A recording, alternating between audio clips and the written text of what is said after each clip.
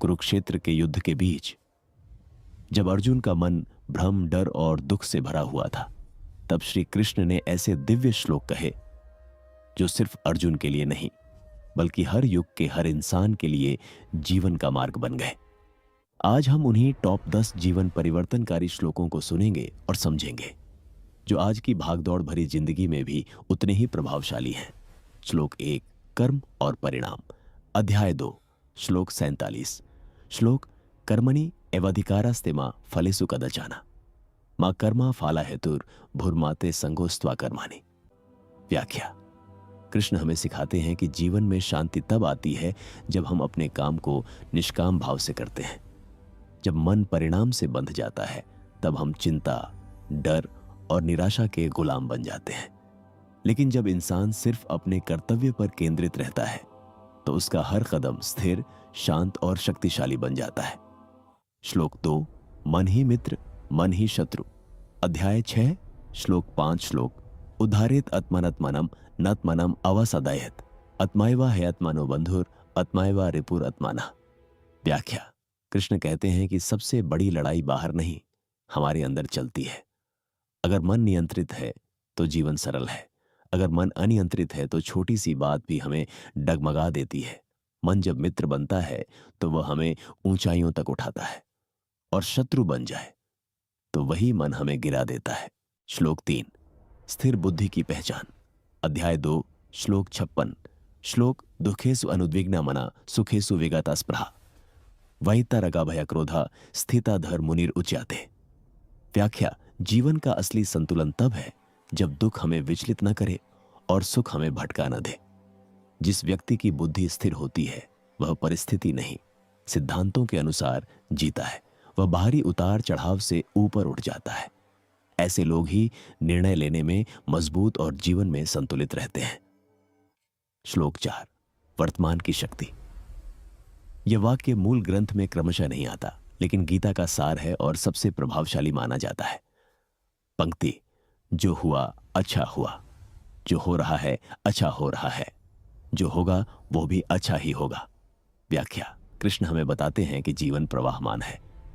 अतीत को पकड़े रहना दर्द देता है और भविष्य को लेकर डरना बेचैनी। जब हम वर्तमान को स्वीकार करते हैं तो मन हल्का हो जाता है। बीता हुआ समय हमें सिखाने आया था, आने वाला समय हमें निखारने आएगा। श्लोक 5, जब धर्म कमजोर पड़ता है।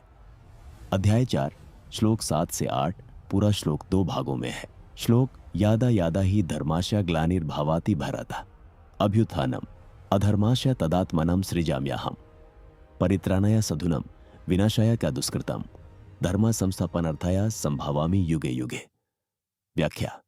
कृष्ण कहते हैं कि जब भी अन्याय बढ़ता है, सत्य और धर्म को गिराया जाने लगता है, तब परिवर्तन अवश्य होता है। श्लोक 7, शांत मन ही दिव्यता का मार्ग। अध्याय 6, श्लोक 7। श्लोक जितात्मना प्रशांतस्य परामात्मा समाहिता शतोस्ना सुखा दुखेसु तथा मानापमानायो। व्याख्या। जब मन शांत होता है तो बाहरी प्रशंसा या अपमान, सुख या दुख कुछ भी हमें हिला नहीं सकता। शांत मन वह दर्पण है जिसमें आत्मा की रोशनी साफ दिखाई देती है। ऐसा मन जीवन के हर अनुभव को स्वीकारता है और उससे सीखता है। श्लोक 8, समर्पण का संदेश। अध्याय 18, श्लोक 66। श्लोक सर्वधर्मान् परित्यज्य माम एकम शरणं व्रज अहम त्वं सर्वपापेभ्यो मोक्षयिष्यामि मा शुचा। व्याख्या।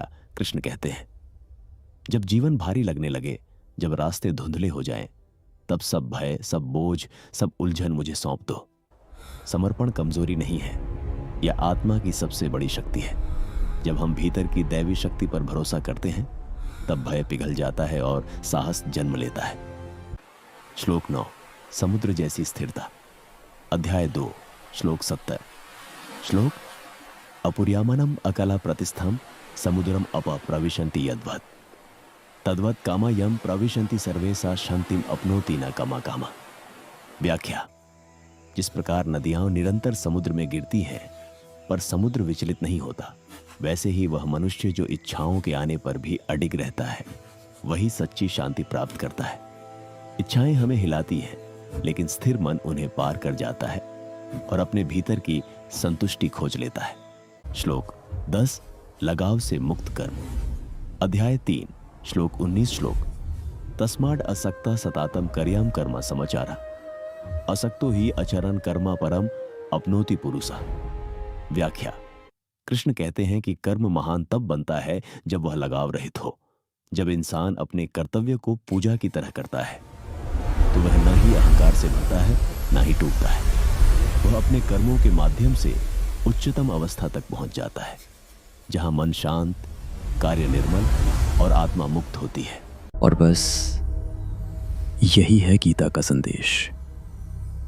ताकत बाहर नहीं मिलती, ताकत भीतर से उठती है। जब मन स्थिर होता है तब रास्ते खुद खुलने लगते हैं। हर श्लोक, हर शब्द हमारी अंदर छिपी उस रोशनी को जगाने के लिए है जिसे हम इनर पोटेंशियल कहते हैं।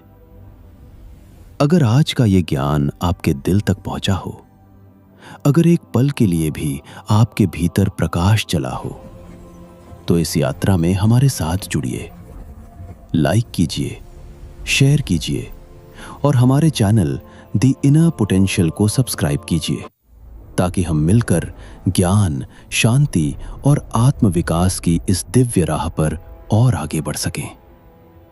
जय श्री कृष्ण।